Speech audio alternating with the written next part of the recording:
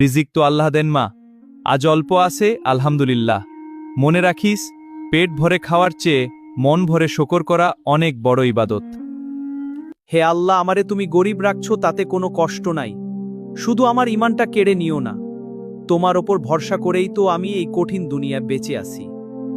সারাদিন একটা কাজও জুটলো না, ঘরে মেয়েরা পথ চেয়ে বসে আছে। আল্লাহ, তুমি কি আজ আমাদের উপোস রাখবে? তুমি তো কাউকে না খাইয়ে ঘুমাতে দাও না। এই নে আলু, এই টাকা নিলে তোর 7 পুরুষ বসে খেতে পারবে। শুধু বলবি ওই জমিটা আমার। কি করবি নাকি? ইমান বাঁচাবি নাকি পেটের খিদা মিটাবি? আপনার হারাম টাকা আপনার কাছেই রাখেন শশা সাহেব। না খেয়ে মরা ভালো, কিন্তু আল্লাহর কাছে বেঈমান হওয়া সম্ভব না।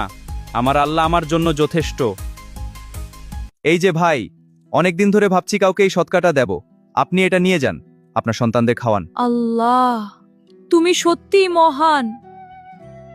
আল্লাহর ওপর যারা ভরসা রাখে, আল্লাহ তাদের কখনো খালি হাতে ফেরান না। অভাব আমাদের ঘরে আছে মা, কিন্তু ঈমান আছে বলে আমাদের সুখের শেষ নেই।